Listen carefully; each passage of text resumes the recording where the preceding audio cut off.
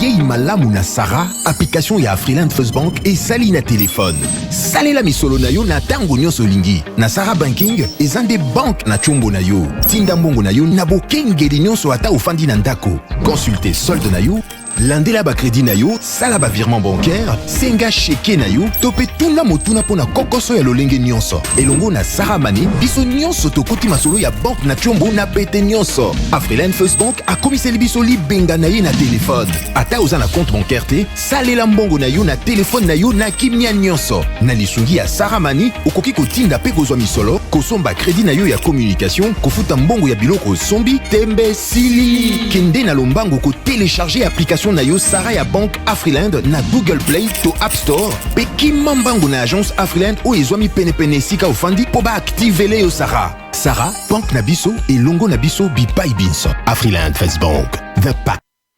Global Soleil Vision, bonjour. Dites, je peux venir faire contrôler ma vue? Quand vous voulez. Et chez Global Soleil Vision, vous pouvez même prendre rendez-vous. Et je vous ferai aussi profiter de nos offres des montures des marques à très bon prix. Vous aurez les choix et des examens à prix abordable. Même pour des lunettes de qualité? Bien sûr, venez nous voir. Justement, mais voilà. Nous avons des montures de toutes marques, en métal et en plastique. Nous avons des verres médicaux de toutes fonctions, des verres minéraux blancs, des verres organiques blancs traités avec anti-reflet. Nous avons des verres minéraux photochromiques pour toutes les unités, des verres organiques photochromiques traités avec anti-reflet et les verres Blue UV pour toutes les unités. Nous avons aussi les services d'ophtalmologie générale, examen des yeux et d'autres examens approfondis et des produits de qualité pour vos yeux. Nous avons aussi un service de livraison à domicile. Retrouvez-nous sur l'avenue de la Presse numéro 11, commune de la Gombe, référence l'alimentation Kin Marché.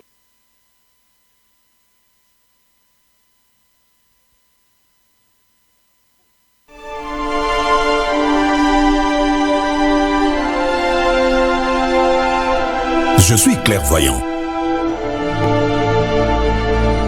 Puisqu'un désastre peut me surprendre, je dois toujours protéger mon patrimoine, mes biens meubles et immeubles, ma voiture, mon magasin, mon chantier, la scolarité de mes enfants.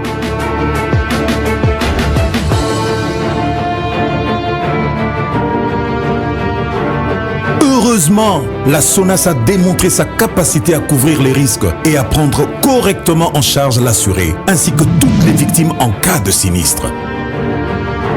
SONAS, symbole national des assurances. Société à Banamboka. SONAS. Bien. Mbote Rabino Valandignon, soya bosolo na politique officielle. Misa ya lingala ya tongo ya lelo ebandi boza ebele boza kolanda biso liboso ya ba TV na bino boche ba TV motemeza likolo sango misa ekobanda ngonga nini ya solo misa ya tongo ya lelo ebandi bozola na biso na Kasumba lesa bozali na Katanga bozola na biso na Likasi na Lualaba na Kolwezi to bosanite bato bazali na Mbujimai na Kananga na Congo Central na Songololo na Madimba na Lufu na Mbazangongo na Kimpese na Boma na Mwanda na pesi bino mbote bato baza na Bandundu boza na Chwapa boza na Isiro na lingi bino mingi boza na Kinshasa na pesi bino mbote lelo tokolobela dossier ya Congo Central tant moke ya onde penza tokovande la pote tolobela likambo wana Joseph Kabila na Jeannette Kabila. Et là, Lelo nde, j'aurais appris que va fêter même jubilé à 50 ans. Il y a Joseph Kabila. Lelo, joyeux anniversaire. Mon frère, joyeux anniversaire. Nzambe abatela yo. Yondo ebisi biso ki okoksi 50 ans. Biso pe toyoki to ebisi yo joyeux anniversaire. Likambo ezalite, yona lipasa na yo. Nzambe abate la bino, joyeux anniversaire Bokenda Liboso. Alors on va aller à l'essentiel. Narukamata, information du jour avant de démarrer. Union sacrée, le projet des chartes amendées sous la direction des Bahati. Covid-19, la troisième vague déclarée en République démocratique du Congo. En RDC Niragongo, des faux déplacés bénéficient de l'aide humanitaire destinée aux sinistrés. Makambango yango tolo barakak. Vous devez avoir la politique des 3C. Commander, contrôler et corriger. Bato bakomi na moi méfiance à un certain niveau pour nanini. Ko sangisa mbongo eza na problème te. Mais comme la ba oyo bazali na bosenga na yango et comme il sou likambo mosusu. Et sengeli bo ve na politique ya 3C. Moto akamatali puta kamati saki ya loso akamati misolo apesi pona pasi ya bato bazana Goma. Mais comme la bangote bato bali ba victime ya lokuta ba misali pote bango ba bénéficier na biloko wana. Biloko wana ezali malamu te wana esengeli to éviter yango. Diminution continue du nombre de tremblements de terre, mais les sols continuent de se déformer au sud de la ville de Goma, selon les scientifiques ndenge balobi. Volcan, toujours en République démocratique du Congo, l'aéroport de Bukavu de nouveau ouvert. Bato bakoki ko voyager normalement l'aéroport ya Bukavu. Maniema, un mort de plusieurs maisons incendiées après affrontement entre miliciens à Mombese. Réforme de la CENI, Mbosso appelle les différentes composantes à désigner leurs délégués dès la promulgation de la nouvelle loi pour ne pas freiner ce processus. RDC, le Sénat examine ce vendredi en seconde lecture les projets de loi autorisant la prorogation de l'état de siège à Nuturi et au nord Kivu. RDC toujours, l'Union européenne condamne les carnages perpétrés à Bouga et Tchabi et s'est dit préoccupé par les activités persistantes des groupes armés. Maniema, les gouverneurs de Chi Ogi Moussafiri convoqués au parquet général près de la cour de cassation. Tant on a le baki makambouya, il riposte à niveau ya Bunya. Selon les plaintes de quelques habitants qui m'ont contacté au téléphone, balobaki que état de siège bangonyo subayembi yango na maboko biso pe toza ko soutenir yango bien sûr, mais constat na bango sur place yali que FRDC azo continuer ko sensibiliser ba rebelle selon bango et que bazo continuer ko zongisa ba rebelle sima ko repousser bango nesika ke ba attaquer ba rebelle pe ba boma bango. Nalugaki porte-parole, Natikali Kozwaete pour en savoir plus par rapport à cette opération. Mais moi j'avais suggéré Nalubaki bateau baboma bateau. Bateau bazo distribué ne boyokaki na boga plus de 80 personnes bakoufi. Vous pensez qu'à ces gens-là il faut un conseil ou bien il faut riposte moko proportionnel? Ndenge mo kondiambo kalobaki riposte na biso aux impitoyables et aux ala sans pitié. Pourquoi on doit continuer à prêcher à ces gens-là au lieu de leur payer aussi à monnaie de singe? Motumo akome la kingai. Alobi na ngai. Même toi, est-ce que tu ne peux pas penser qu'il faut éviter les dégâts collatéraux? Mais je le sais très bien. Naebi yango que tango guerre ezali, là où il y a des écoles, là où il y a les églises, là où il y a des marchés, là où il y a l'habitation, pour na ko attaquer bango on tient compte il y a des dégâts collatéraux. Mais ba place ebelo zo mona est wana ba village autour on la ba rebelle, population za kaisute. Population za kapela la place wana te bato batikali ndambu po bato bakima déjà epaka ba place etikali pamba et puis place ba rebelle bazali et yebani ke ba rebelle bazalaka awa. Si nous avons des informations pareilles et que ezali vrai après vérification, pourquoi ne pas donner justement des réactions impitoyables à ces gens-là au lieu de les bercer? Très bien. Lobby, quand j'ai parlé Makambouya ba compte fictif, beaucoup de gens ont réagi autour de ça. Il y a de ceux-là qui ont pensé même que je n'avais pas assez d'éléments autour de ça et que j'avais exagéré. Narobang Sabino ne l'autre. Les enquêtes ici, je les fais pendant 4 mois pour arriver à cette conclusion.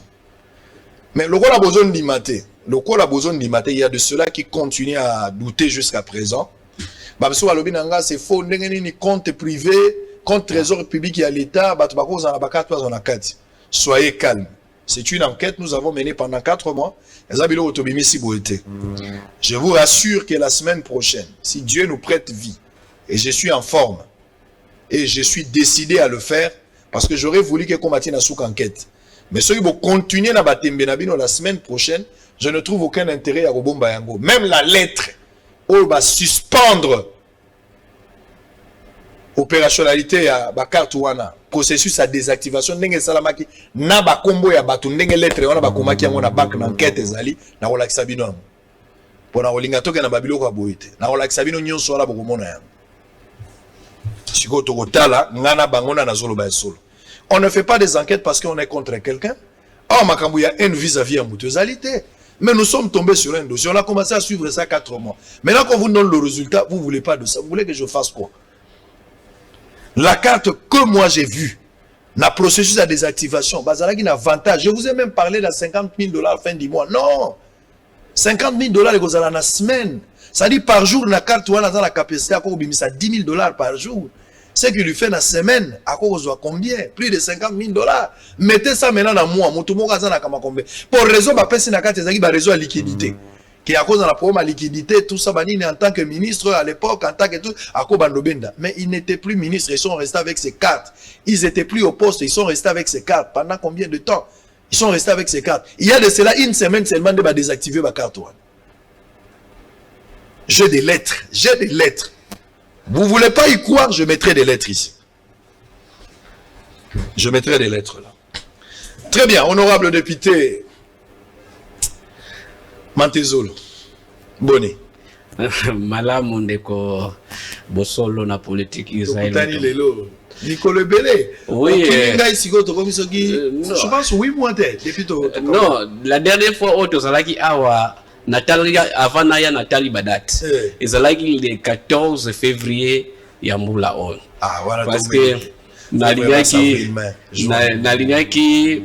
parce que tango nazalaki awa le 14 le 17 oyambaki mutumoro boye ayebisaki yo ke makambo nyonso alobaki ezalaki lokuta et que dans une semaine soki ozalaki na possibilité kitisa ba caméra okende mona au contredire ngai na maloko wana. Donc voilà pourquoi natikaki nano nie bazala suffisamment de temps pour que ta na ozongisa maloba eza na effet. Alors il faut na kende Congo central vite. Je dois arriver au Congo central cette fois-ci parce que le gros les alaki autorisé na kende. Bozo c'est départager na badir pour na kokata likambo ngamo ifona kita sur place na ba caméra pour tout la makambo nyonso ndenge ekole kamalamu. J'aurais appris que bakangi des personnes oyo balingaki bazala na fuite. Je ne confirme pas cette information. Je suis en train de chercher à voir les derniers éléments avant de confirmer bino réellement batu ya OCC nande kwana mususu balingaki bakima selon les informations que nous avons reçues. Après, enquête, il y a IGF. Mais je suis en train de suivre. Dès que j'aurai des confirmations sûres, avec des éléments de langage, je reviendrai pour vous en parler. Mais on va prendre d'abord le premier dossier, l'actualité. Lobby à 10h de Noël Tchani. Alors ça, la conférence de presse Moré Gozala, salle de conférence et affaires étrangères, à Gombe, à partir il y a 10h. D'abord, on a confirmé que Bosolo la politique à diffuser intégralité nango en direct sur YouTube, bosolo na politique officielle, et puis na télévision à 18h bakolandango na intégralité mobimba. Donc batuba zela yango mingi bayoka totuna mituna autour de ça. Alors j'aimerais qu'on discute un peu autour de cette question. Proposition et loi selon laquelle ne peut être candidat que président de la République moto abotamina tata na mama congolais. Na lingi yo opesa makanda zo tikelo binata 5 minutes. Na lingi na yo ka point de vue na yo autour de cette question à congolité où ils ont posé problème. Réaction na yozani. Bon, ndeko pe bandeko nyoso bazolanda biso. En réalité, dossier wana ezali très sensible. Mais ngai na oloba en tant que Congo donc o yazali mu Congo parce que après wazala mu Congo nazali africain. Et puis nazali homme du monde. Boyebi nationalité, to congolité, elingi loba identité. Identité ezoloba provenance, souche.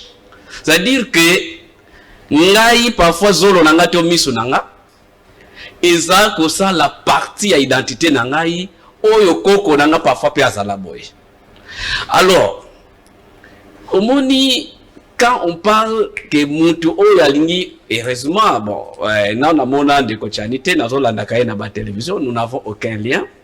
Mais lorsque nous voyons aujourd'hui l'îlot armé, toujours déploré, que place tel poste important général Mobimba, Aza Congolais, alors que les Congolais, baza compétent, fallait pas jouer rôle wana. Au moni qui a déjà des conséquences dans moi, en âme et conscience, je dirais, en tout cas, ceux qui vraiment, aux alliés nayo, aux yaka nayo, aux a vraiment la bienvenue, mais au lingi au bénéficier, par nyo son dengi mokonabiso vraiment. Pour moi, je ne soutiens pas que ceux qui n'ont pas leurs parents, ancêtres congolais, bazala reconnus comme des chefs d'État dans Mboka-Nabiso. Batonso alobi eza extrémisme, eza racisme. Bon, au moins, il faut que l'obalikambo peut côté la conséquence oyo makambo wana ememi na Mboka-Nabiso. Lelo yo batubele soki batu balandi actualité na France na o etali football. Un joueur espagnol grandi en France. Tango amoni ke ba sélectionné yete na France, azongi na mboka na ye, akeko zongi la nationalité na ye, aza sélectionné na équipe nationale ya Espagne, azobet. Ba journaliste kutu basiliki to liesio to kolisio to salio makambonioso lelo yo ozongi ozoke ndebetela na Espagne. Mais vous voyez, cela veut dire que makila la yo place ezali moko ekoloba te ngala za mutakuna. Donc ndenge za wala tanto okipaka ba responsabilité. Omoni ngandinga za boy nazalaki ministre national. Mais il y avait des fois moi makila ya kibukongo ezoya. C'est-à-dire ozo yeba sushi na yo za wapi. Siko raisonner soki ngai naza makila na ngai eza ya Angola. Na komi président de la République. Et que tozala na conflit ezo opposé Angola na Congo. Par exemple, le pétrole na kivete bien na océan kuna. Je crois que je risque d'être partial na Jishimananga. Et bandeko la biso wana, ils ont beaucoup fait ou bien ils feront beaucoup na mboka la biso, mais moi je dirais en tout cas sans polémique et sans kotanga bato, il faut moto ayeba que non, quand on est congolais, on l'est parce que ancêtre nabiso bakuta bango en 1885. Et puis vous avez acquis la nationalité, vous avez des avantages na yo. Mais quand vous avez des avantages nyonso ongana aujourd'hui, au monde yo za chrétien. C'est-à-dire il y a des prédestinés, biso ba congolais tozani ba prédestinés. Si yo chrétien croyant faut obundana ko sala masumu te tout bozandenge moko na David te. David a chazemi kuna me akelola. Yo mundimi faut vite ekobo tout ça donc il faut moi différence entre les élis na ba appeler faut izala. Mais yo lobi me biso nyo toza tata moko non. Dieu a séparé les élis et les appelés. Et ici vous êtes congolais d'acquisition, tondimio. Mais kozala te ko toya ko bundila loso ndenge moko na biso tozali ba d'origine parce que yango esali joueur wana aza français. Abeta na équipe espoir na France, mais ba sélectionné na équipe nationale. Oh mais makila na ngezo benga kunati. Il est allé, il est sélectionné maintenant na équipe il y a Espagne azobeta héros na mikolo. Donc pour moi, je dis ceux qui Congolais Moroboy, et d'ailleurs la Constitution les reconnaît, un Congolais, un groupe de Congolais peuvent initier une loi, soumettre en l'approbation ya ba éli, pour que ba éli ba porter yango, si c'est pour le bien de la République. Moi je crois, il faut soutenir des marches. Très bien. Nalandaki Kulutu nangai Thomas Luwaka. Bokila Lokondo FAPECAT, na pesi epe mbote. Na conférence moko ya kala, eza biloko ya kala. Na moni apesaka exemple moko entre mwana moko Abuba, mwana sénégalais, mais abotami na Congo ao. Tata na mama sénégalais mais alingi Congo mingi, assista kana makamonyo sosoki République démocratique du Congo poli ayoka kamawa. Na mwana moko boye, tata na mama baza ba congolais mais baboti na Suède. Aza congolais mais mwana wana Congo a été sobé tali et siko Kulutu a sali comparaison entre bango balé nani aza congolais. Batu bagangi ya Buba. Donc c'est faux. C'est faux, c'est faux. C'est-à-dire ndenge zali awa omoni Camerounais ata participera na ba messe nyos. Ata la na biso. Ata to liaka na ye. Ata to salaka nyonso.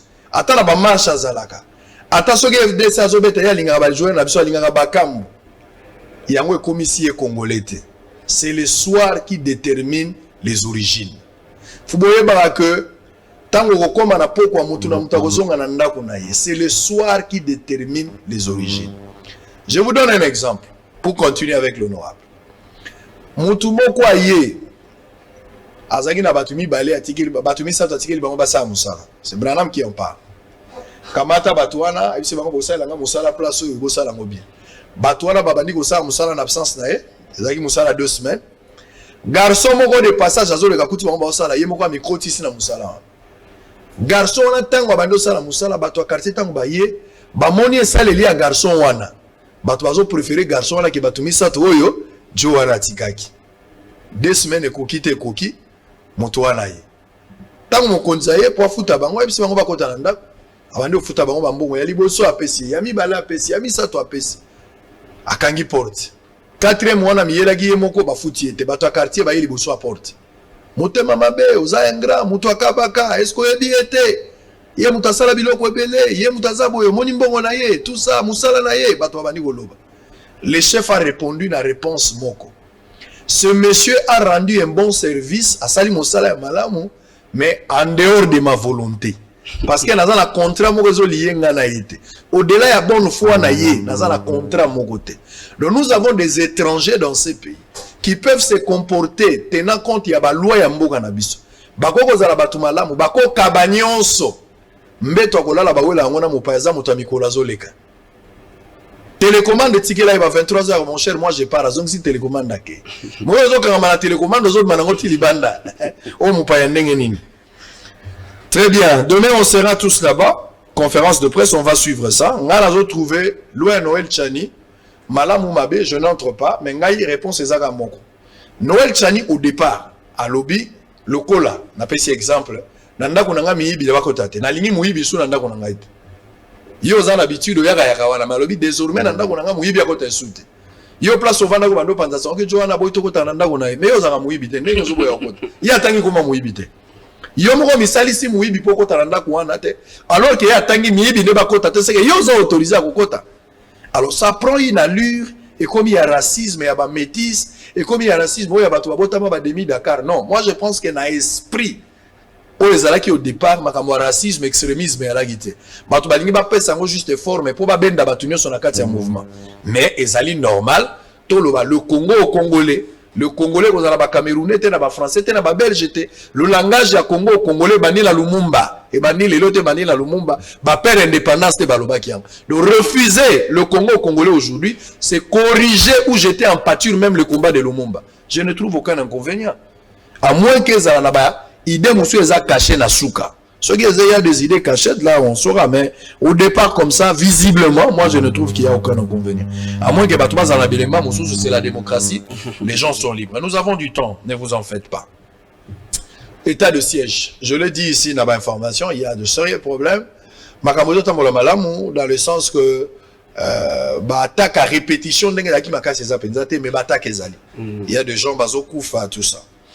Comment vous analysez l'état de siège? Ba fruit na ngo ezali parce que to komi na suka il faut mokonzi mboka asenga lisu na ba ponomi pote bango ba meka ko pese makoki ya ko poussa lisusu to continuer jusqu'à ce que to zo résultat ou to zo zéro.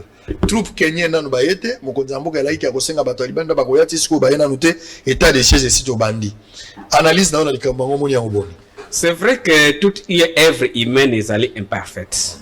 Mais nous devons le dire fréquence ya koboma ndenge ezalaki parce que biso nyonso lelo tozala ba Android okokumona na ba groupe ba différentes photos oyo bando kota na ba groupe na biso eza susu yango te lelo ekomi ono ba bomaki place tel mais souvent vous n'avez plus d'image comme ezalaki ozomona ba image bazotina bino ba bomi boy ba bim.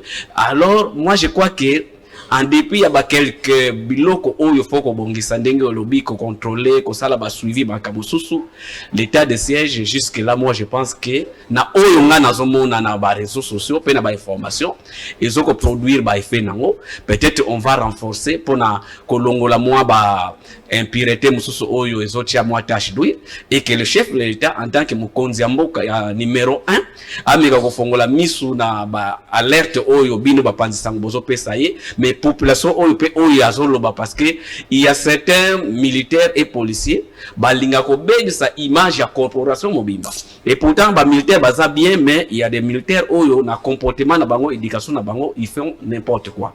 Mais moi je pense que s'il faut côté, je crois nous sommes à 70% na oyo ngai na zolanda par rapport à l'état de siège. Est-ce que vous pensez que l'état de siège est la stratégie moins efficace pour mettre fin vraiment à la tuerie?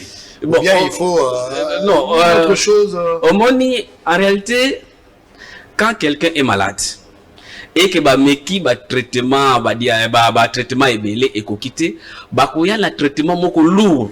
Oyebi neti bazaka la cancer ko kende na yo na chimiothérapie. Semble-t-il que ezalaka passe na supporter traitement wana. Mais tant moni que cancer attaqué et perdre efficacité nango bazongi na bango na ba antibiotique oyo toyebi générique comme melana onani. C'est-à-dire état de siège ezaneti tozo pesa chimiothérapie na este wana. Tango siko to mona moi équilibre ezongi makambo ezongi nango mais armée azaka en alerte pour la poursuivre ba incursion wana pour na ba force négative bazala anéanti. Très bien. Alors on va annoncer, on va prendre d'abord l'annonce de la survenue de la troisième vague à Covid-19 à Kinshasa par le ministre de la Santé. Troisième vague, il y a Covid-19. Première vague, il y a la Mbokoyo. Bon, je vais mettre des commentaires. Donc, awa, tout ça, la troisième vague, il y a Covid dans Mbokoyo. Ndenge batwazo vivre awa, troisième vague, il y a. Na information, ton la réalité, je ne sais pas. Israël, tu joues avec ça, ça tue. Je suis d'accord. Na mona Covid des oboma batu na poto. Nga na moni yango na TV na poto e bomi batu. Quelques personnes bakufi awa. La plupart entre bango baza batu ba utaki pe poto. Na lobite ke batu awa bakufi te. Mais la plupart des batu so utaki poto. Mais les conditions dans lesquelles nous vivons ici, nous pouvons dire que Toleki troisième vague, c'est la troisième vague. Toleki deuxième la troisième. Le chef de l'État avait instruit. Tout le makambo il faut total non na misu toloba. Makambo ba mbongo to sangisaka pour la Covid-19. Ti lelo suite nango ezalité. Faut la solidarité à Covid-19. Mbongo wana traçabilité nango. Est-ce que vous pesa compte rendu nango? Ti lelo ezate. Congolais pesa ba mbongo na emona na raté. Ba matela batindaka na Chinti et Roya. Nous avons interrogé, moi-même j'étais avec le ministre de la Santé. Il me semble qu'il y a eu un rapport contre le ministre de la Santé à l'époque. Quelle est la suite? Pourquoi la justice ne l'interpelle pas jusqu'à aujourd'hui? La justice est à 2 poids 2 mesures. Ça, je ne comprends pas. Quelle est la suite de ces dossiers? Mouyembe, vous nous amenez aujourd'hui, docteur. J'ai beaucoup de respect pour vous, mais quand vous amenez cette histoire de troisième vague, vous déclarez que c'est Koti. Les conditions dans lesquelles les gens vivent, pour y a masque, ils ont les sous-soutés, mesures barrières à la raté, désinfectés à la raté, ma publicité dans la télévision, bokata, binomo bémission dans la sensibilisation, bokata, maïo, mokondiambo, kalobaka, la Gentiningo, bila gouverneur de la ville, batala, na ba acteur principal, place, ba carrefour, les alibo, tchaba, tout qui a minene, ba citerne, pour nous permettre tout sur la maboko, yoka ngo, isusu, maya, chlore, boyoka ngo, maya ngo, ezali, et so mona kachne comme na ba restaurant, l'ingyo kotane, ba imposé au lata ici. Place mon sopio ba excellence ba takate ba contact. Les conditions de vivre à vous parler de troisième vague. Je suis d'accord pour l'annonce, mais quels sont les mécanismes que vous allez mettre sur pied? Alors que dans la première vague, deuxième vague, nous avons senti un échec total de la prise en charge. Parce qu'il y avait des informations, vous avez fait ce que vous pouvez faire, les lots est-ce que vous voulez nous dire que troisième vague est allée et que vous allez mettre les moyens pour le lutter? C'est une question, je suis en train de réfléchir à votre voix. On suit en image. C'est qu'a annoncé le ministre Jean-Jacques Mbungani. On va revenir avec l'honorable Papi Mantezolo, député national, pour continuer. À tout à l'heure. En dépit de ce résultat, les activités de riposte ont été maintenues afin de détecter et de prévenir des éventuelles flambées des cas Covid-19 dans notre pays. Cependant, la combinaison de certains facteurs de risque sont à l'origine de l'augmentation des cas observés. Les principaux facteurs sont les suivants. Le relâchement de l'observance des mesures barrières mises en place, en ce y compris le couvre-feu. L'importation des cas suite au mouvement des populations au niveau de nos frontières. Une faible couverture vaccinale contre la COVID-19. Chers compatriotes, la situation actuelle de la pandémie COVID-19 dans notre pays est très préoccupante. En effet, on note une augmentation considérable des cas et des décès de la COVID-19 au cours des 4 dernières semaines. De ce qui précède, en ma qualité de ministre de la Santé publique, Hygiène et Prévention, j'annonce officiellement la survenue de la 3e vague de la pandémie COVID-19 dans notre pays, avec la ville-province de Kinshasa comme épicentre. C'est ici l'occasion de rappeler à toute la population de respecter strictement toutes les mesures actuelles et celles qui pourront être prises ultérieurement pour juguler cette crise sanitaire. Il s'agit notamment du port correct et obligatoire des masques, du lavage des mains à l'eau ou l'utilisation de la solution hydroalcoolique, du maintien de la distanciation sociale, du respect du couvre-feu à 22 heures. En complément à toutes ces mesures précitées, la vaccination reste un moyen efficace pour protéger la population et notre économie. Je vous invite à y adhérer massivement. Chers compatriotes, l'histoire de notre pays nous renseigne que notre peuple possède une réelle capacité de dépassement et de résistance face aux situations difficiles. C'est l'occasion pour moi de faire appel à votre sens élevé de civisme, de patriotisme et surtout à votre engagement afin d'observer les recommandations. Très bien, merci beaucoup. On nous annonce ici l'arrestation de M. Didier Kaninda, de l'UDPS Bakangi, et pour un dossier Moura Sokoda, dans le parquet général Yagombe. On aura des précisions dans les prochaines heures, fidèles téléspectateurs. Alors, honorable, Makambouya, avant Tokota Congo central, Makambouya, 3e vague. Covid-19, Sengeli Komibate là, malade Isaac Boma, 3e vague Yango Yeye. Comment vous avez trouvé d'abord la prise en charge? Il y a première vague, 2e, et puis 3e vague. Quel message vous pouvez passer à la population azolane? On a évité, bon, expert et santé. Expert à santé si lobby, bon, on a évité ce qu'on a contredit. Mais seulement ce que j'ai remarqué, en depuis que les mesures sont qui prises, il n'y a jamais eu une autre décision il y a kata ba mesures wana. Mais bisomo bakonzi, je parle nous parce que j'ai fait partie.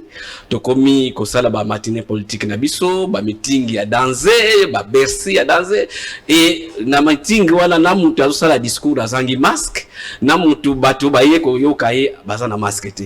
Comment population oyo ya kondima ke il y a la maladie si nous-mêmes qui sommes au quotidien na ba expert wana o bazo yebisa makambo wana to sala ngote. Donc d'une part, nous devons le dire, population alandaka ba leader na ye. Les comportements que nous affichons, il y a une population azolanda.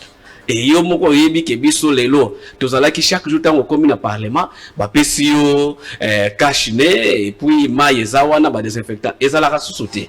Donc si déjà même l'ensemble balongola exacté nazo ba vérité so na ensemble no sana balongola tant to bande ofanda na débit ezala ki ti na sima okuna et comment il va député parce que il faut vous allez respecter la distanciation mais les lots beaucoup faire la bino bokanga na bino entre ba député ozomo na kutu ministre ye na catch kuna bokebo yambani donc il n'y a rien qui se fait. Donc moi je crois ces mesures là énoncées par les ministres faut y banda d'abord na gouvernement na bango et y na biso parler parce que ce qu'on dit ba membre du gouvernement tant ba que premier conseil des ministres na bango na ebi ki osala ba image l'accès ba tubatala ndenge ba yambanaki vous comprenez ba suipe photo à famille ba kangani bango nyonso sans masque bon pourquoi vous allez venir imposer quelque chose à la population si nous qui édictons ces principes nous ne les respectons pas? Nous devons se les dire et se regarder en face. Observer les mesures et population à l'andabis. Très bien, nous-mêmes nous devons être modèles. Au quotidien, au quotidien policier, au Kangelo, on a musala nini, bino na iba collègue. Au Kangelo pona nini, yo na collègue. Au Kangelo nini, Kangelo nini. Au Kangelo nini, yo na diamba ngana diamba. Au Kangelo nini, ngano collègue. Au Kangelo ngao. To sala musala mo. Au Kangelo ngana nini. Soda ou azali censé à corriger mon tout sur quelque chose. La plupart de terrasse ezaliao, la plupart de boîte, la plupart de biloko ebele, okaboba 207. Makambo zo mon ebele okaka colonel Mutazana si, capitaine Mutazana. Bato baza censé rétablir ordre. Bango moko baza toujours na désordre. Nous devons corriger ces histoires. Nous devons être modèles dans tout ce que nous sommes en train de dire et de faire. C'est comme ça que les choses, il faut un matin. Covid-19, il a évoqué quelque chose de très important. Ceux qui va député balobeli abat. Bazo sokola sou mabokote. Cache ni balata rate. Bongo biso. Quand on a le bolobioté, je suis trop dur, dire nangaï, j'exagère, le langage nangaï est maladroit. Mais écoutez, je ne pense pas, il faut présenter des langages peut-être comme ça pour vous faire mal et puis vous réveiller. Puisque Bolingi et Sengali bo prêcher par l'exemple. Tolingi Covid-19 est si là, troisième vague de Tobundi Sayango, mais le gouvernement, les décideurs, et Sengali bo zala binomoko ba modèle. Bozo qui est sur terrain, bozo la ba descente, bola taraba masque été, maï bozo la rama bogo te désinfectant et si là, alors comment nangai le roi monga manote pope sanga mobeko. Nenga yo sala ngala kolana. Il y a plusieurs manières de prêcher. Yo moko za modèle, oko influencer ngai pour que ngala lan. Mais yo zo sala ngoto zo exiger nga pour nani. To sala ngo pour na biso nyonso. Sokola maboko, vanda musika, to respecter ba mesures barrières au sala. Situation est à Goma. Bandegono ba député ba se mobiliser ba tche ba $500. Na moni ba te belé ba tche bambon. Moïse Katumbi que je félicite ici a rassemblé $86,000 na tamuke. Moïse Katumbi a pesia. Na moni lisungi a première dame PKI importante.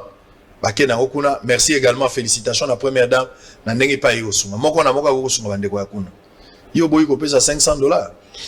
Yo bolagi ba député ba pesi $500. Namoni ntingi pululu muto ali boso la likanzi. Soki asimi ba mbongo moya ba 500. Non, honorable Ntingi, c'est mon collègue. Les députés, nous sommes décidés. C'est vrai, initiative wana ezali ya malamu. Nous sommes dit soki chaque député aya na $500 ya ko pesa. Bon député oya na voyage ya ko ya na ngondeni. C'est ainsi que le bureau à travers le président Mbosso alobi na biso soki tondimi ba kata biso à la source na ba salaire na biso pour que ya mbongo wana asangisango au nom des députés et tous les députés à l'unanimité balobi tondimi bureau bo kata biso ba $500 na ba 4300 besoin pour que ekende aider bandeko na biso oyo bazana na problème na Goma kuna pe na Nyiragongo. Donc il n'y a pas un député qui a amené l'argent individuellement, mais mbongo oyo to ndimi biso nyonso to acquiescer na assemblée que bureau bazwa à la source ndenge ba futi biso ba banque ndenge to lo babo déjà si ba kati biso ba mbongo wana ezana maboko wa bureau et bureau peut a décidé. Il faut parce que ba député ya Goma balingaka kabangonde ba kende kotika biloko wana. Il y a une commission qui est en train de se créer. Il faut ba député parce que les députés qui ont cotisé ne sont pas seulement les députés de Goma. Il faut les députés de partout. Basa la constituer na commission wana oyo ekomema aide wana oyo to komema pona kosala appui na humanitaire ya bande kona biso. Pour crise des persister il est là. En tout cas, je crois que d'ici, si ce n'est pas la fin de cette semaine, le début de la semaine prochaine, vous verrez déjà une délégation à député. Avec $500. Na ba $500 et puis to lobby au lieu que to mema to sombe la madesu awa malamu ko kene sombe la ko na pokuna vere sana moi priya okita peut-être tongu batoni. Mais camarade na bino député à côté ça question avec débat bengala ministre José Mpanda ouais singela ki alobela na makambo wana yaka une fois depuis akenda zonga li soute bino pe ba député botiki yango makambo wana bokoyi ko éviter pe les pires population. Problème des amis à un moment donné batazo mona lokwa c'est comme si bino bokoyi les problèmes évidemment quand on est na préséance à bureau il faut qu'on donne possibilité na député ou à si une démarche parlementaire la possibilité à ça alerte parce que ceux qui débat wana elekara les lots alerte wala peut-être soit et anonango en tout cas nous regrettons que ça n'a pas été fait. C'est dans ce cadre là que j'interpelle les bureaux avec le président Mbosso. C'est que nous avons reproché au bureau Mabunda kosala ngote, sinon les mêmes causes risquent de produire les mêmes effets, c'est-à-dire au co-bénéficier n'a pas avantage au risque au bénéfice de désavantages. J'ai dit qu'on l'on peut n'apercevoir. Parce qu'on ne pouvait plus comprendre qu'aujourd'hui, un député ou a compte si initiative naïe, bino bureau bloqué. Alors que le député n'est pas allé à travers le micro. Donc, le bureau va prévenir et reste jusque-là. Le ministre sera reçu, je crois, aujourd'hui, pour qu'il y ait répondre comment Makamboana ezali kolekana Goma. Très bien, merci. Kitengeyezo bakundaki elobi molimo na ye opema na kimia na oki batumso balobi apema na kimia teto akopema na kimia papa apema na kimia tendengeni yo so mona kuboya moye apema na kimia donc bolingi tengeyezo apema te azongela biso kaya apema na kimia moye yake nzamba bengi otika yakende likambo ya lola na lifelo komi makambo ya nzambe kasi mpona kopema biso kwa bato totika toloba ndeko kende pema na boboto akende na ye. Donc mokonzi ya mboka azalaki wana na mwasi na ye mama Denise bayaki bango mbale mpona kopesa maboko mais ba personnalité président assemblée nationale président ya Sénat azalaki pe bato ya ndenge na ndenge bazalaki pasi mpona famille kobungisa mutu ezalaka facilité kasi mokonzi ya mboka esengeli oyeba nazo rappeler yo excellence monsieur le président de la République, on a besoin de vous à Goma, on a besoin de vous. Vous avez promis, je dois vous rappeler, Excellence, qu'on a besoin de vous à Goma. Ma aéroport et ce Fumwami, on a besoin de vous. Le gros lobaki, na conférence na yo na zuma loba na yo mo ke tango aéroport ko Fumwami nde okozala. Sika aéroport et Fumwami à titre de rappel chef de l'État, on a besoin de yo na Goma. On a besoin de yo. Et puis bandeko on a Bunya, on a peine besoin de yo. Na utaki na Isiro pe on a besoin de on a peine besoin ya mama na Isiro. Et puis makambo ba transco o ezali awa bosomba mituka ebele bo inauguré kango na triomphal coup de chapeau kasi mituka ezaka ya Kinshasa te omoni Goma toza na situation difficile même pour na ba déplacer moyen ba kende te ba effectuer makolo na ba distance à milai mais so tozala ki ata na 20 bus ya pas na côté on ko permettre payer une grande partie ya bato ba kende pour bato ba déplacer ki à peu près ba 500 000 et quoi ko sala ta ba course ya kolo ate ko koksanyo sote mais bo pesa na ba province ole bo bomba biloko nyeso na Kinshasa ngo penzela ezalité bo tinda ngo na ba province ici ro bazana ngo besoin bandundu bakoza na ngo besoin le quoi la bandundu taxi ezalaka te bo tshela bango ata transco mi balé bato tambola ke sala bango mo bien ole to bomba biloko wana ezaki mo ba rappel na ndenga mabete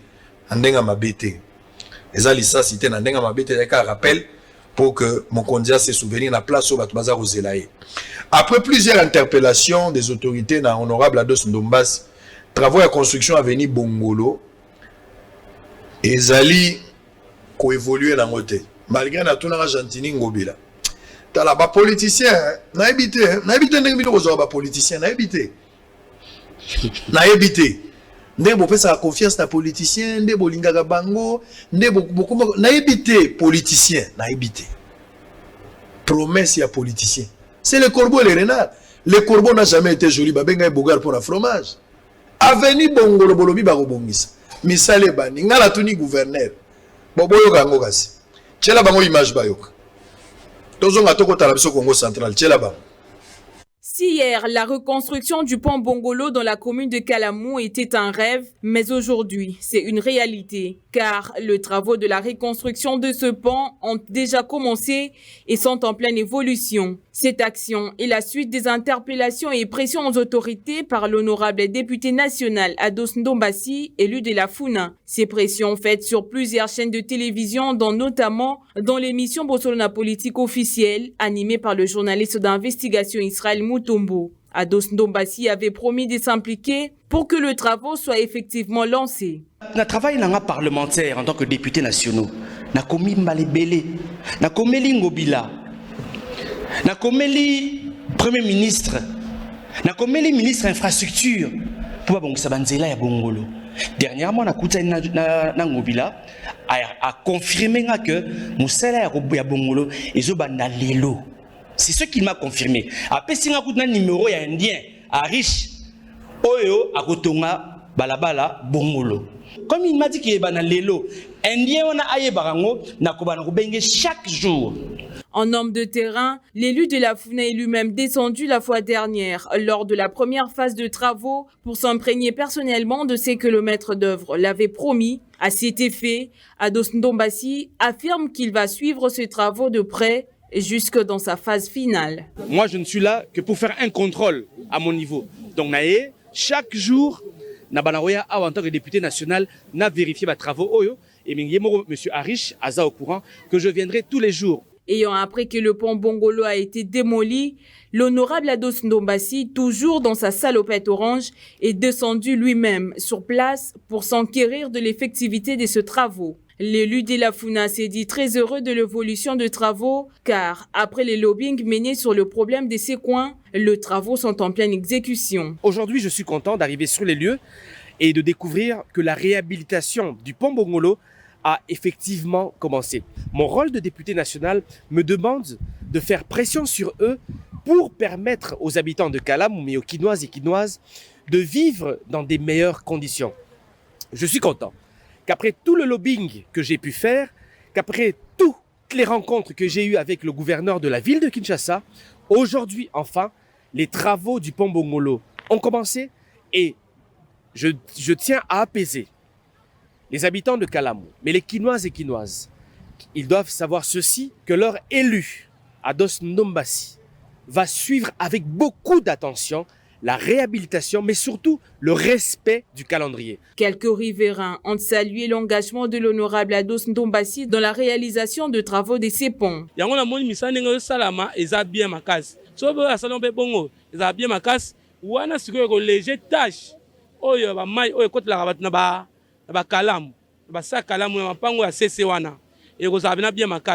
En tout cas, honorable, na bois lié, ba fleur et belé. En tout cas, vraiment, coup de chapeau. Asa Moussa Malam, on est toujours boyé, Batnet Olukande, bango ene na mboka. Vraiment, na sepeli. Alors, le honorable, yemoka koti magambango. Vraiment, bazaya mingite, vraiment honorable, Nzamba Pambolayo. Rappelons que c'est depuis 2019 que l'honorable Ados Ndombassi avait adressé plusieurs lettres au gouverneur de la ville de Kinshasa. Merci beaucoup. Je vais vous lire un texto. Batu ya bunya, batu batindi yango, baza ebele kasi na kotanga kaka moko. Tous à soutenir FRDC, mais cela n'empêche soda moko asali dénonciation par rapport aux conditions dans lesquelles ils vivent. Voici la ration par militaire après 4 mois et Komaraté. Chaque mois au Komona, opesa biso kaka par mois. 2 kilos ya riz, 2 kilos ya haricot, 8 gobelets à farine de maïs, 3 petits makayabu, 2 boîtes à tomates, 2 boîtes à sardines, 3 bouteilles de 500 ml de l'eau vive, 4 petits pains et ensuite, après achat vivres de militaires, reste les okoma, fonds ya commerce ya bakomanda baza ko utiliser yango. Ndeko nazali soldat ya molongo bomba kombo na ngai. Mokonzi ya mboka azosala nyonso po biso tozala malamu kasi bakonzi na biso ya mapinga balingi yango te. Mokonzi ya mboka esengeli ayeba yango na fundi bango epana yo. J'espère que le message est commis. Bakolandela bakomanda bandeko babengi na bunya eza ba soda ya molongo batu batindi message na bango. Très bien. Alors tokota sikoyo Congo central. Congo diantotila. Congo central. Congo ya tuma tubwana. Place azaka gouverneur. Voilà gouverneur la binote. Yende azo jouer rôle ya gouverneur jusque là. Jusque là comment? Le solo ya débat ya gouverneur la Rolongwa tout ça ici bakatango c'est là non? Namdi akatango. Mais vous n'en parlez plus, il n'y a plus la guerre. Non. Au Congo central, il n'y a pas la guerre. Au Congo central, la vérité, même ce que vous mêlez, est Rosalema. C'est pourquoi je suis venu ici. Naye awa na répondre à mituna la yo mais na rosala on a ba questionnement. Yango moni naye na ba pièce awa. Po otuningai Ndekolangai atuyende gouverneur lobi otige quand même malamu otige central otige malamu. Non, à quels États-Unis il peut na lobelango awa parce que oyebi Ndekolanga oyo ezali arrêt à cour constitutionnelle. C'est-à-dire la première institution judiciaire ya mboka na biso. Institution wana ezwa mokano depuis na 2020 na juin 2020 pour la koloba ete Ndekolanga atu aza son gouverneur. Et puis basali nyonso bakomeli mukonzi ya mboka cour constitutionnelle ba notifier mukonzi ya mboka peut-être batu bazo monango notification ya cour constitutionnelle yango mutu ayambaki mukanda oyo Ndekolanga directeur de cabinet ad intérim Eberang Kolongele ayambi bayebisiye ndeko atu alongwe. Donc document yango yo sikoyo basuki wana te bakomeli procureur général près ya cour constitutionnelle oyo awuti okobela parlement pona ko autoriser ba poursuite ya Matata Ponyo. les mêmes procureurs bakomeli mwana batu azui pe makasi ya kokoma akomeli nano ndekolanga atu le 19 juillet 2020 lettre comme na yé na ba pièce yangoyo objet à lettre votre démission alobi na kotanga na kati alobi boye. Les arrêts de la Cour sont publiés au journal officiel. Point virgule. Ils sont immédiatement exécutoires. Point virgule. Le procureur général en poursuit l'exécution. Je vous enjoins de déposer votre démission au président de la République, chef de l'État, et de cesser ainsi d'exercer les fonctions de gouverneur des provinces du Congo central.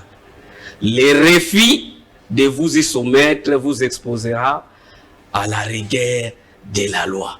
Ailleurs, vice-premier ministre, qui me lit en copie, d'organiser l'intérim afin de permettre la continuité des services de l'État.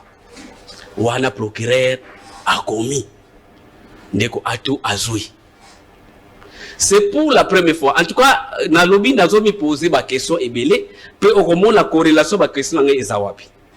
C'est pour la première fois na mboka na biso. Un citoyen a lobby bino makambo bo lobby boyebi na biloté. À tout qui va répondre une semaine après na procureur. Que monsieur le procureur, en dépit qu'on a chef il y a service, il y a département, il y a parquet général, vous n'avez pas maîtrisé les dossiers. Maintenant, moi, je vous dis, on vous a induit dans l'erreur. Par conséquent, je ne démissionnerai pas et j'y resterai. Donc, Azawana, pour la corréler dans Nouana, ndeko biso alingue te félicitations place aux alliés, misala izomona. En tout cas, sans blague, même ceux qui te ko féliciter motote bendeko oyo soko yibi mwa muke motema dokudoko espèce rare en voie de disparition ndeko abimisi mukanda alobi boye azokomela DGM bino bandeko DGM ba membre nyonso ya gouvernement sortant ba animateur ya ba institution pe ba province a problème sont interdits de sortir du pays jusqu'à la fin des enquêtes en cours. On l'a dit bien. Or, Congo central et les provinces sont sujettes aux enquêtes. Si on a mis une question, ndeko atuma tebwana abimi ndengenini. Est-ce que on a vraiment? Place tous me poser question. Quel est le rang na statut atuma tebwana? Il a bafoué l'arrêt ya cour constitutionnelle, il a bafoué la décision ya procureur général près ya cour constitutionnelle, il vient de bafouer la lettre ya IGF. Maintenant, qu'est-ce qu'il y a comme problème? IGF a tindi première délégation baya ko contrôler la Congo central. Délégation comme wana balie moamba. Bazonga boy alingeta lobi ngai nazali bopeto na katali na lineta fait d'observation oyo bachango moamba anile yango akomi mukanda ya sika le 18 mai 2021 voilà alingeti laksana no ozotanga biloko na yo mo ndo yakina mpona yebe écriture na ye. Et retrait des faits d'observation provisoire établis en exécution de l'ordre de mission. Son Excellence, Monsieur le Gouverneur de la province Congo centrale, à Kinshasa. Excellence, Monsieur le Gouverneur, après examen et analyse des détails d'observation provisoire établis par la mission de l'Inspection Générale de Finances, suite numéro 2 de la lettre Papa, exécution des mots d'ordre, de mon ordre, des missions Papa du 8 mars 2021, il me revient de constater que plusieurs points repris comme objectif de cette mission n'ont pas été suffisamment approfondis. L'OIGF a côté doute, de sorte qu'en l'état, la poursuite de l'examen des faits subventionner risque d'aboutir à une conclusion biaisée, dans un sens comme dans un autre, de la qualité des gestions examinées. Pour cette raison, je vous prie de considérer comme nul et de nul effet l'effet d'observation établi dans la Alingeti. Rigueur et les Kengo na Sénat. Voilà l'article lié. Voilà le 18 mai. C'est-à-dire, IGF a bon sa mission sous Ekende. Dans le Kété. Si koyo faut Ekende kuna numéro 1. On a joué rôle ya gouverneur a voyagé na akena États-Unis. Ndenge nini aleki ba barrière ya DGM na aéroport ya Njili. C'est parce qu'il y a un statut spécial, c'est-à-dire qu'il ne peut pas suivre dessus la Cour constitutionnelle, il ne peut pas suivre dessus le parquet général après la Cour constitutionnelle, même si quand il y a une décision, il y a l'inspection générale des finances, il est bafou. À voyager naïe. Maintenant, je vais vous dire pourquoi IGF, je ne suis pas dans la tête de l'IGF, mais Awande Kolangaï, Nayelio, document, oyebi que Nekola biso Atou, il est le seul gouverneur lelo où il y a kokisi 3 ans il y a rien, il y a pouvoir. Il est le seul parce que il a bénéficié Madou Akoufi le 19 juillet 2018. C'est à ce moment-là qu'il est devenu gouverneur intérimaire. Et en plus, tant qu'il a commis gouverneur intérimaire, il n'avait pas de l'Assemblée provinciale. Donc il a régné sans assemblée provinciale, tina mois de mars, tant basali ba élection ba gouverneur. Mais na koyebi sayo, na ye na document, awa na ke na biso awa ya budget. Ah, si gouverneur bisa ba plan. Plan. Bimisa ba plan. Na ke na biso ya budget. Awa na zui ba recette propre réalisée na Congo central de 2017. Ti na mukolo alelo zela kali ngambodi esenga batwa bongama na ndako tozozonga bongama na ndako mela mwa mai fungola litoyi matsa volume po balingi babimisa mbodi ngaso balingi babimisa mbodi balingi babimisa ba plan esalaka nga bien esalaka nga bien mboko yo il y a des voleurs dans ces pays na mboko yo eza na ba chokoro. Moto aza très propre, l'attaque bien. Aza excellence, aza honorable, aza député, aza gouverneur, aza magistrat, qui que ce soit, aza journaliste, mais des escrocs. C'est-à-dire, même bino la famille, tibo bonde la même pasteur a yebi ki mondi minanga wazala ka muibi, tibo sepela la ibo yebi ki aza muibi. Obi ki on classe la na DG, ba on bazala na mo ba mongo, mais famille boyebi pena ke ndeko na biso azala ka muibi.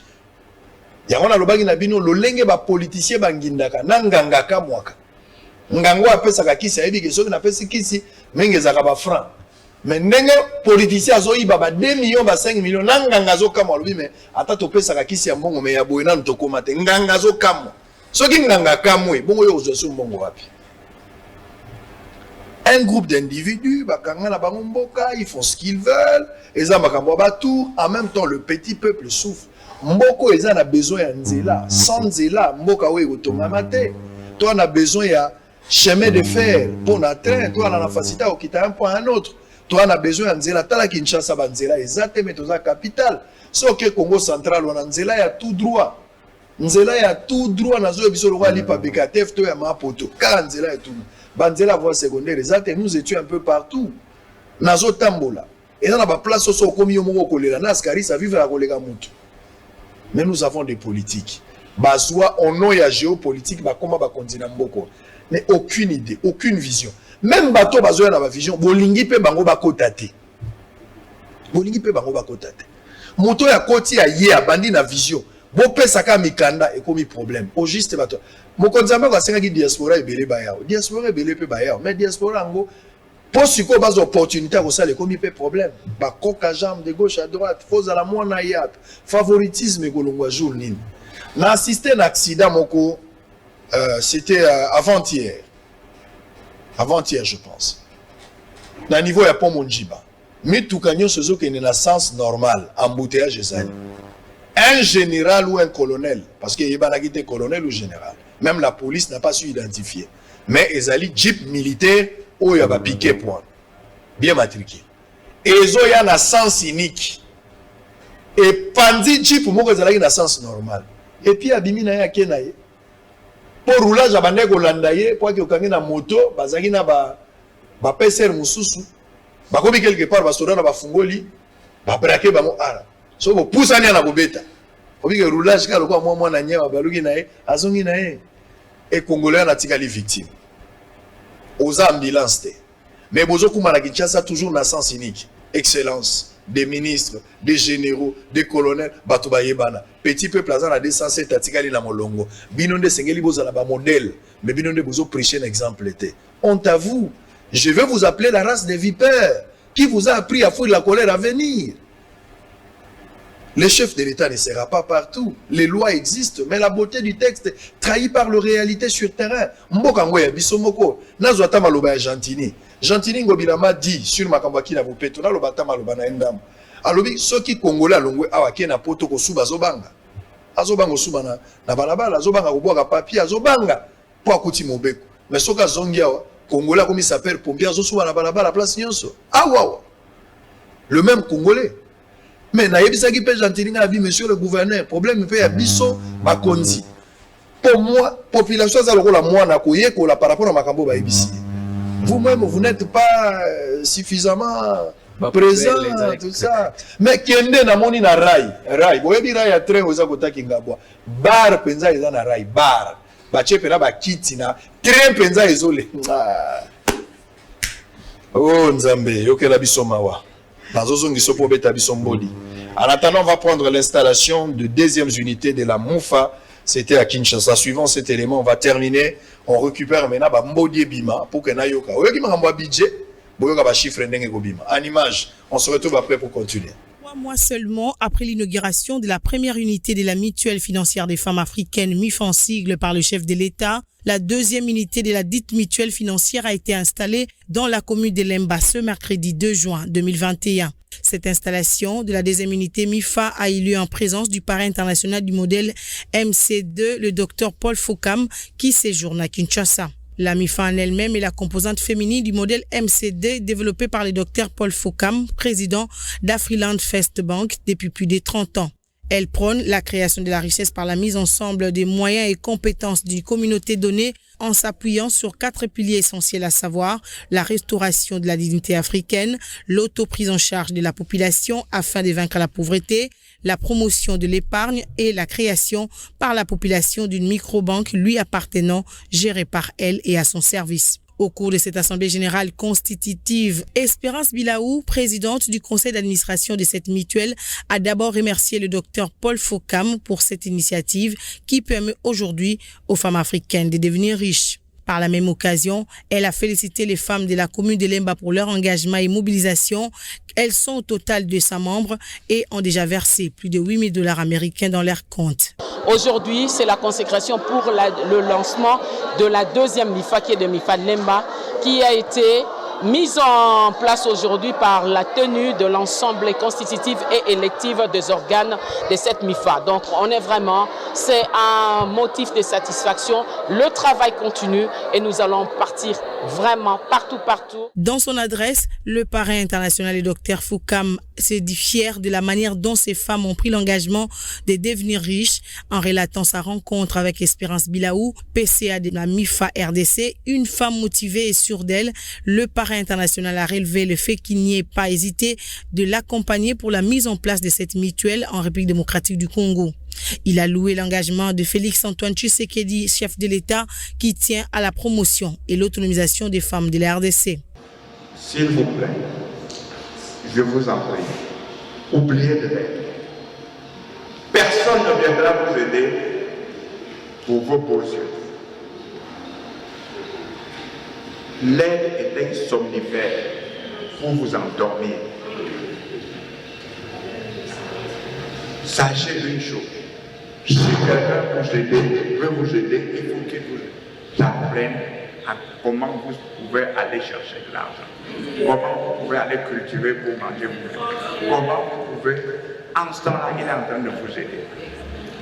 Mais si quelqu'un dit, aujourd'hui comme demain, Ne vous en faites pas. Ne vous en faites pas. Demain, je vais vous donner l'argent. Après demain, je vais vous donner l'argent. Après, imam, vous serez aidé. Et je m'engage seulement et seulement si vous décidez d'être vous-même et de changer. Et en temps, ce n'est pas l'aide, mais c'est ce que j'appelle le pilier.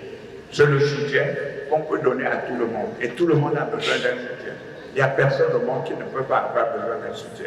Mais dire que je veux vous aider, je n'ai pas fait. Ensuite, si quelqu'un dit qu'il va vous aider de façon permanente, c'est qu'il a quelque chose qu'il veut vous cacher.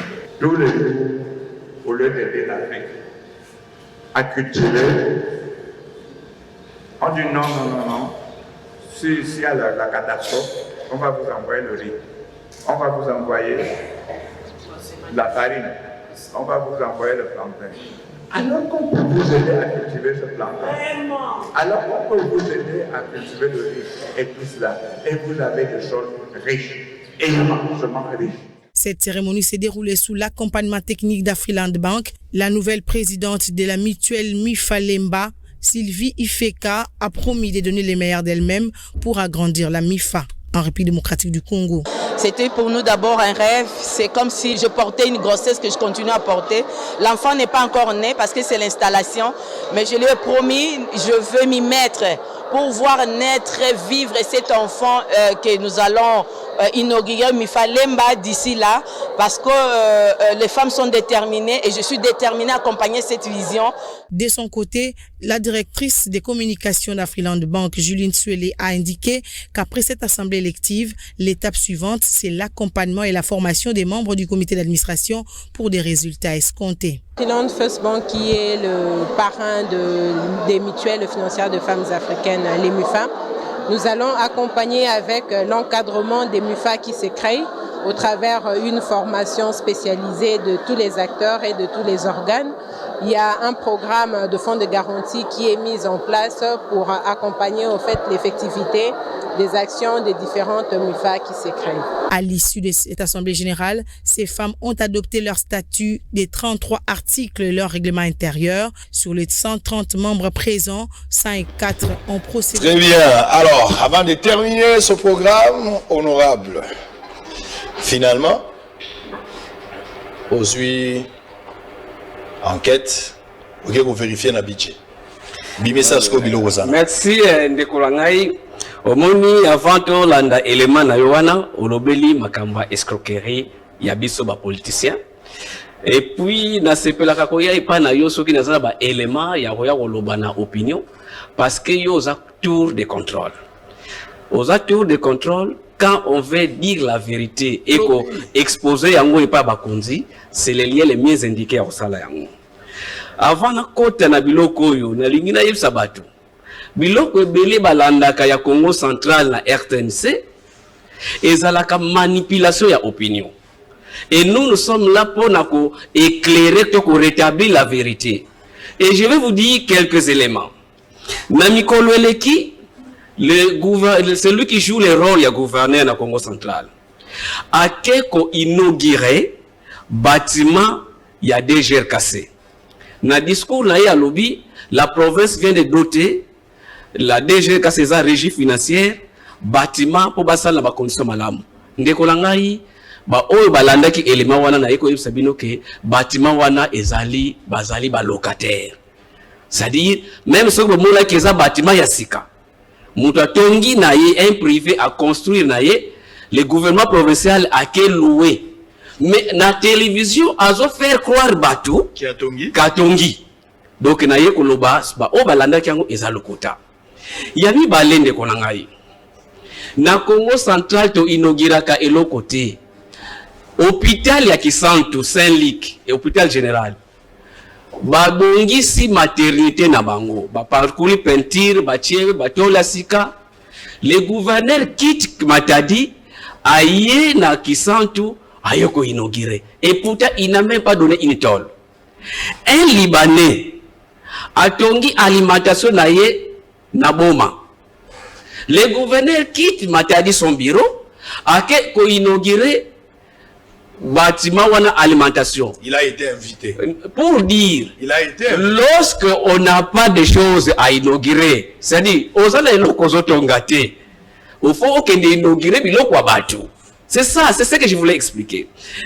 Tant on a le 14 février mbula oyo, oyamaki mutinda miyande konangai oyazo jouer rôle ya gouverneur.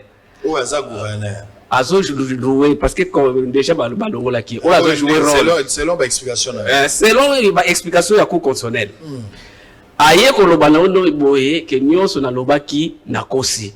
Alobi na yo stade des otongama basali des tronçons kuna na matadi banzela eza bien. Et pour nous sabato depuis 2008 juillet 2018 à tout à gouverneur tire l'onanto kokisi 1 km de route té. Premier tronçon oyo basali ezali rond-point 2415 Tikiamvu 280 mètres. Mongo wana $500,000 et utaki na fonerioza na yebi ningo kotaka. O nazolo ba vérifier yango mongo uti wana. Deuxième tronçon babenga ngo boulevard Mamimi. Jour makambo wana elekaki. Upesa Mamimi pe komba boulevard. Boulevard ezakula parce que jour makambo elekaki yango balasaki ba travaux wana. Ba travaux wana sali 2 ans. Tronçon o sali 2 ans ça combien? 300 mètres. Mongo et utaki to defaki yango na péage to utaki. Mais et pourtant la province du Congo central a réalisé ba recette. Si qu'on a zotanga mbongo oyo depuis a commis gouverneur Azui. Na 2018 depuis 3 ans. De 3 ans. Azui 1 milliard donc 1000 milliards 610 millions 870 108 000 francs congolais. Na période wana dollar ezalaki na 190 donc tozali na plus ou moins ba 80 millions de francs congolais. 80 millions de francs congolais. Oui, donc na 2018, na lobila plutôt des dollars. 80 millions de dollars. Wana 2018. Mais totongi na no côté. Mbongo pe ezate. Batu pe bafuta mité. Stade pe oyo yo oyako kotala ndengo mone lango timu kolwa lelo ezaka ndengo wana. Stade ya Lumumba. Ona kotaka na kenda ezaka ndengo wana. Toloki de nani 2019 toke 2018 toke na 2019 ndeko langai Congo central a réalisé 2000 milliards 264 millions 678 381. Ce qu'on divise par 200 tu as quelque chose à 100 millions de dollars de réaliser. Na 2020 tu as 2000 milliards 804 000 ainsi de suite. Si le kaka na mois de janvier oyo il y a 2021. Il y a 2021 la province a réalisé 4 milliards 104 235 000 francs congolais, soit 2 millions de dollars. Donc na février 4 milliards 986 900 000 kenkingandi, soit plus ou moins 2 500 000 dollars. Mars 4 milliards 202 000 ainsi de suite et puis donc recette moyenne est à 2 millions. 2 millions 500. Mais en dépit de chiffre on attend millions de konangai. Ba ministre na ye baza impayé. Administration eza impayé. Misala pe ezo salemati. Et l'okomoko ezotamba na province na biso ezate. C'est dans ce cas-là que je me pose la question. Président de la République, nayebi ke oyaki oyebisibiso ke état de droit il faut esalema. Mutoyo est-ce que parce que ayebi azokende naye yangonde azoboya kosala quelque chose. Vous savez, Alingete c'est un Congolais, mais il est parmi les rares Congolais qui sont honnêtes. Ceux qui Alingete a refusé faire des routes oyo yabandeko oyo yemoko atindi, c'est parce qu'il a la vérité. Alingete sait que ce que je dis, c'est vrai. Vous savez, c'est moi qui ai saisi Alingete.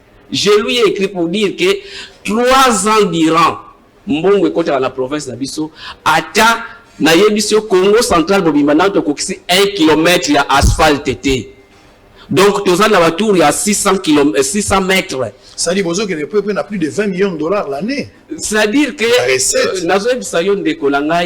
nous sommes à plus de 20 millions de dollars l'an. Malheureusement, Mbongo Nyonso wana ndeko na biso fallait à justifier yango asala kanini. Tango IGF atindi mukanda mbangu pour que ba justifier ba dépense wana que ezali lié na misala ezosalema. Ake na ngidinga na tronçon ngidinga nani ngidinga kisantu ngidinga bake lancer misala. Siko la zoye bisa IGF d'ailleurs ya koyeba ngo. Misala wana bake lancer yango mbongo wana ewuti na Foner $341,000. Ndeko na ngai oyebi ke biso la bakongo to bengaka soso moko nsusu ya mvoanzi. Donc soso oyo aza iye kotambola mais soka moni soso aza fandi la maki ake ya yeko fandi la maki. Maire de la ville ya Matadi azo bunda na mwa recette na ye ya moke azo tia mwa ba axe na ye mwa ba 100 mètres ba 200 mètres. Soki maire ache mukongo atu aye kotambola na nzela wana bazwi babilili ba memi na ba télévision awa pour que bomona ke misale zo salema. Malgré ça atato sangisi peda banzela o maire de la ville azo sala 1 km ya nzela nanu ekokite.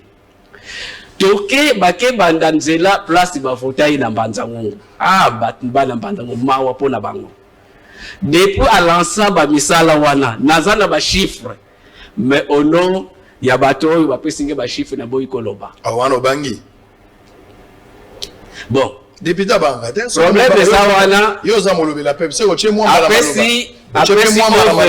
après si over de $20,000 asala abanda musala ya 2 km 800. Oh, 2 km ya ba 2 millions. Pour banda musala bon après on va faire ça 20 000. Mais bon ça non, mais yaka oyoka commentaire awana ki. Et puis nazolo baboye. Ngai soki par exemple je vais me disponibiliser. Batine langa ministre ya finance, to ministre ya TP pour que soki balomoni ke ngai nazokosa. Baya na ba pièce contraire, otia biso na mesa awa. Baya na ba pièce contraire, moi je viendrai avec mes pièces. Nakoya siko na ba bundule pour la bombi ba bombe mususu parce que nazo yebake na beti moi droite, na beti gauche, na bombi droite nanga. Songo zo swala na mutu za la na bombi ba bombe. Parce que nazo yebisa yo yango moni tosengi mukonza mboka. Mukonza mboka azui mokano ya ko instruire na conseil des ministres. Ko instruire ministre intérieur pour que le ministre intérieur a senga na seni a organiser ba élection na ba province à problème. Ye aye na Matadi kuna na batnaye bino bozo sepela province à Congo central les a concerné té awa intérimaire azate. Mengala yusi bangome mais contre Congo central yende a vidé ba étape nyonso ba processus nyonso to CDC yango. Cour constitutionnelle a se prononcé, parquet a se prononcé, ministre de l'Intérieur saisi. Et moi je crois que Ndekulanga a selo oye la kisabiso ke olingi o et des chefs de l'État. Organiser biso ba élection ya solo la province ya Congo central. Tout ça. Et puis mon moko a yebsinga ke oh non, mais honorable, etika nango inane, pola nini bozolinga akende, etika nango inane. Ndekulanga yi. Oyebi ke na États-Unis ba voter Joe Biden. Nani atika nega kana 3 mois a signé remise et reprise. Mais parlement et initié action pour balongola ye président. C'est pour vous dire en politique un jour compte. Parce que mon tuako yiba mbongo pe ya oyo bokoya kufuta 10 ans après. Même un jour Sokazana na signature, il peut détruire la province. C'est ainsi nous disons chef de l'État, merci Nandenge à instruire le ministère de l'Intérieur pour ça là. Et puis nous venons en appui pour la chef de l'État, nous sommes derrière vous et nous allons vous accompagner. Et peut-être les collaborateurs du chef de l'État pour remplacer Matouboana. Nalobi boye, d'abord, la salle politique, c'est pour nous ambition. Mais nous venons ici soki makambo oyo nga na lobi nyonso oyo eza ya lokuta là bon balanga no ozo sala pour remplacer. Je viens dire des choses qui sont vraies et vérifiables. Yo na article ba document oyo on vérifie yango. Chef de l'État ayeba que nous voulons l'accompagner et nous allons continuer à l'accompagner. Il n'y a pas de gens qui ne sont pas indispensables. Pour dire que parce que batu sous peut-être ba collaborateur chef ba non à tout ce qu'a longwe FCC a récupérer. Non chef. Na Congo central batu bazoyokela yo. Et je sais que l'Assemblée provinciale de Congo central est derrière vous. D'ailleurs, ils ont même fait une déclaration solennelle où ils ont adhéré à l'Union sacrée. Très bien. Je pense que le moment est venu pour chercher une nouvelle tête afin que Combo Nayo paie le coup Nayo et Mata. Parce que les gens se posent la question, vous prenez l'état de droit, mais au Congo central, en dépit que les juridictions se sont prononcées, à tout Matobouana, à défier jusqu'à défier la DGM. Très bien, merci. On va s'arrêter avant dernière question, avant de s'arrêter. Pour les lots, Togomi na Souka, Bosolo na politique ya week-end et alelo. Togomi na Souka. Motunangai Popol Mukelenge à la Kinshasa. Na oyamba semaine prochaine, monsieur Popol Mukelenge, à journaliste monene, analyse à Kitokopé semaine prochaine. Je pense que les mardis à 19h, je vais le recevoir. Popol Mukelenge, merci d'être parmi nous, mon frère. La semaine prochaine, je serai avec vous. Tu reçois la émission en direct.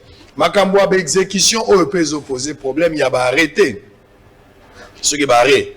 Lorsqu'il y a un arrêt, il faudra exécuter. Parce que la beauté du texte a toujours été trahie par la réalité sur terrain. Kulutunanga Mokia.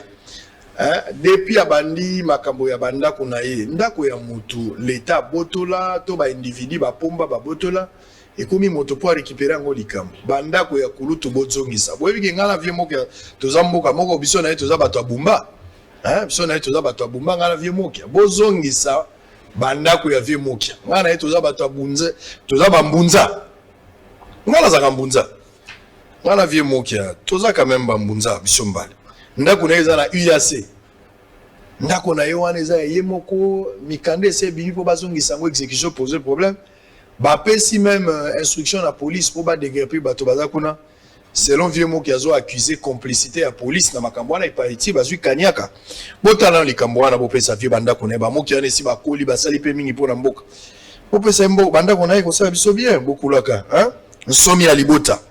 Très bien, alors on va se quitter la question moko. Olobi nanga matuma tuma nazate azal États-Unis. Stade décidé déjà.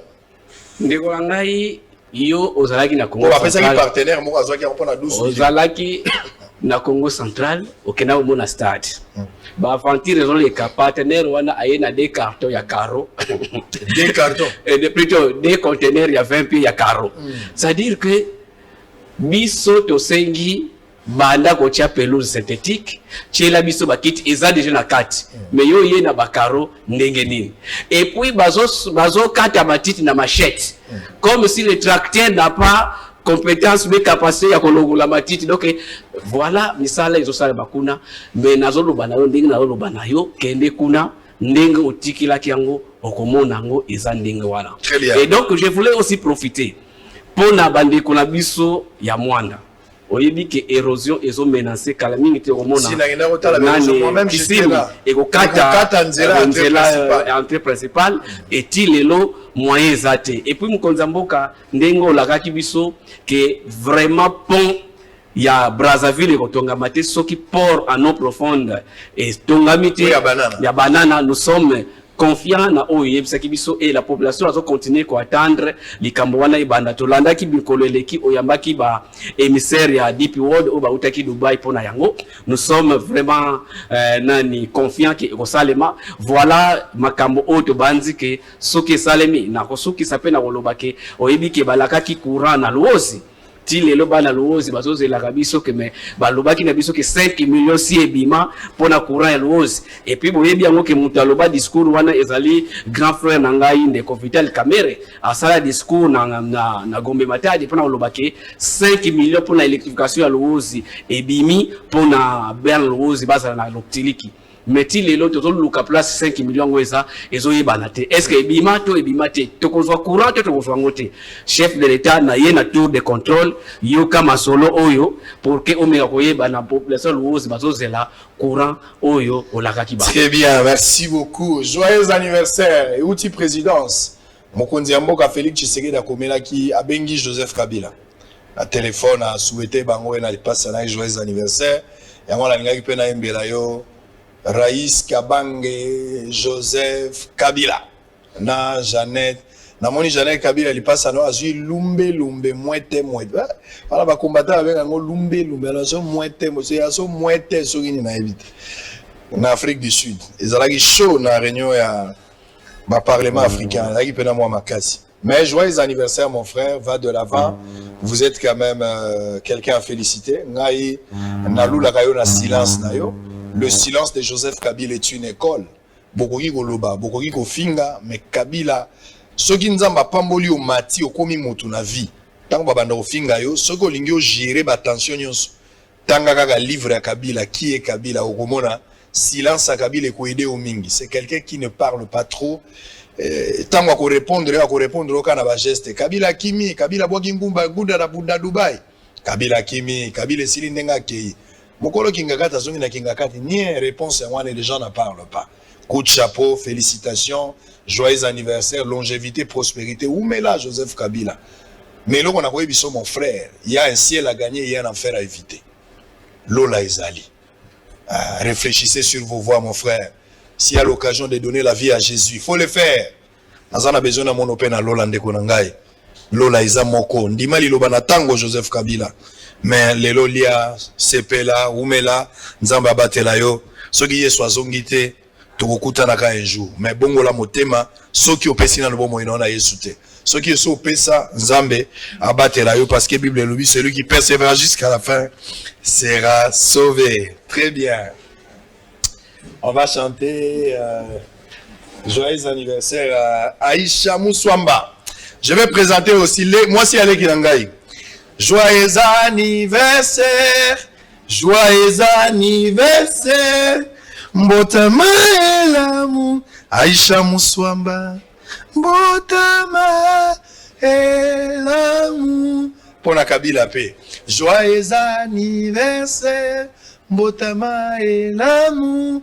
Happy birthday to you. Jikaka. Jeannette Kabila, joyeux anniversaire. Joyeux anniversaire Nabino, na lingi bino mingi, nzambe ya pambola bino. Tombola maboko to si ça résumé, boum mesano. Comment? Blanc, plus blanc que neige. Blanc, plus blanc que neige.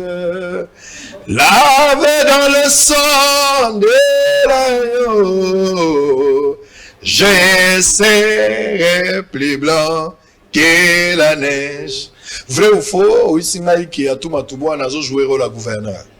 Vrai, parce que mibeko pe mikanda ya bazozi balobi. Vrai ou faux, ici a tout matouboua na audit moko yo sengaki et pas ya monsieur Alingeti IGF atindaki. Après ba rapport nango, IGF a côté doute pour amoni rapport wana ezaki tenté na biloko belé, a sengi rapport mususu matubwa na s'éclipser à qui États-Unis. Ezali ya solo yo za mutu tour de contrôle vérifier na ANR plutôt ANR to ba service ya njili ndeto lo bana yo boye azana États-Unis atikali ko bafoué mibeko ya institution attachée à la présidence. Vrai ou faux ibisinga loi Noël Tchani yo soutenir ango le Congo au Congolais. En tout cas, boyebi ete ngai nazali na école oyo na uti boyebi place na uti. En tout cas, oyo ezali ya mboka oyo ezali libanda. En tout cas, faut te soutenir mutu oyo alinga briguer ba postes importants. Il faut azala vraiment mwana mboka. Vrai ou faux ebisinga ke na nemoko matubwa nazo ko mobiliser ba recette bazozwa vie au province ezozwa. Plus de 20 millions de dollars, mais Moussa n'a pas salama et ça au monate. Na yena mikanda na boutique la yango et yango na lobi boy. So kinde ko atu akozala capable te ya répondre ngai na un débat contradictoire. Batinda nga mutu oyo aza un peu équivalent na rananga.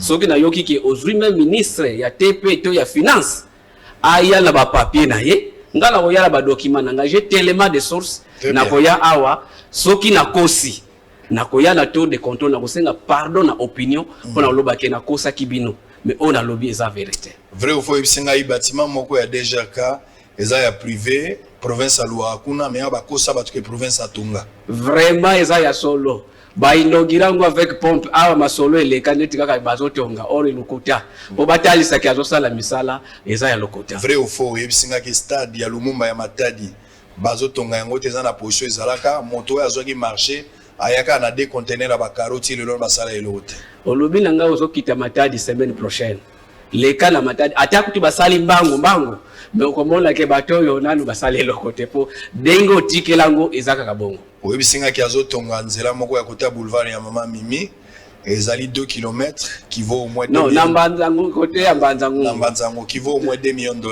ma pesi bango $20,000 ya avance on oyebisinga eza ya solo donc eza ya solo eza ya solo atuma tubo na sali 3 ans kino lelo mais azobo ya ko respecter ba décision nyonso ya justice na ya IGF. En tout cas, yo moko moni yango pe Olanda ki yango lelo yo toyeko kumisa mukonzi mboka ndenge apesi ba instruction na ministère ya intérieur to banzi ete yambalo yo basole komina soka. Espérons siko na makambo nyonso akongolito soki mwana nseme ya lobi position na yeko zala nini. Bato basila pe na ebite po via lo bakasute.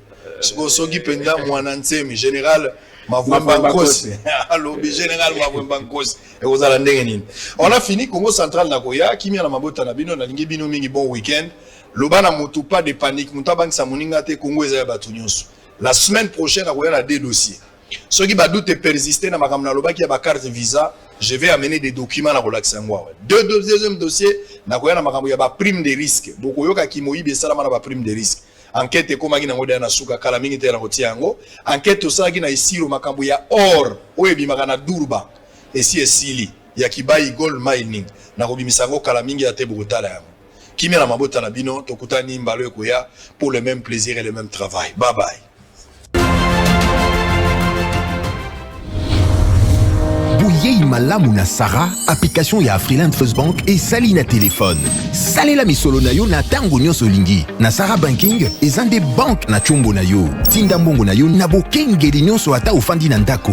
Consultez solde na yo, landela ba crédit na yo, sala ba virement bancaire, senga cheke na yo, tope tuna motuna pona kokoso ya lolenge nyonso. Elongo na Sarah Money, biso nyonso tokoti masolo ya bank na chombo na pete nyonso. Afriland First Bank a komiseli biso libenga na ye na téléphone. Ata oza na compte bancaire te, salela mbongo na yo na téléphone na yo na kimia nyonso. Na lisungi ya Sarah Money, okoki kotinda pe kozwa misolo, kosomba crédit na yo ya communication, kofuta mbongo ya biloko sombi, tembe sili. Kende na lombango ko télécharger application na yo Sarah ya Bank Afriland na Google Play to App Store pe kimambango na agence Afriland o ezwami penepene sika ofandi po ba activele yo Sarah. Sarah, Bank na biso et longo na biso bipai binso. Afriland First Bank, the pack.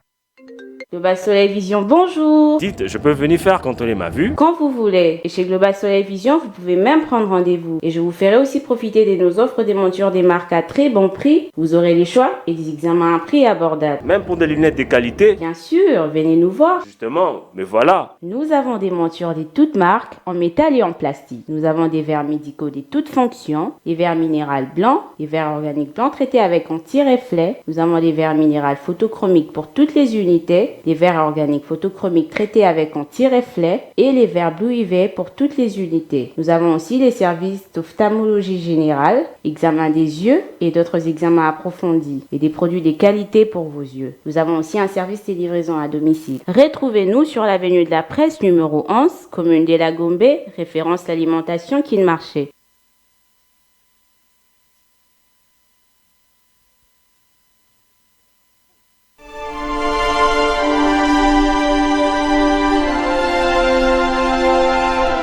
Je suis clairvoyant. Puisqu'un désastre peut me surprendre, je dois toujours protéger mon patrimoine, mes biens meubles et immeubles, ma voiture, mon magasin, mon chantier, la scolarité de mes enfants.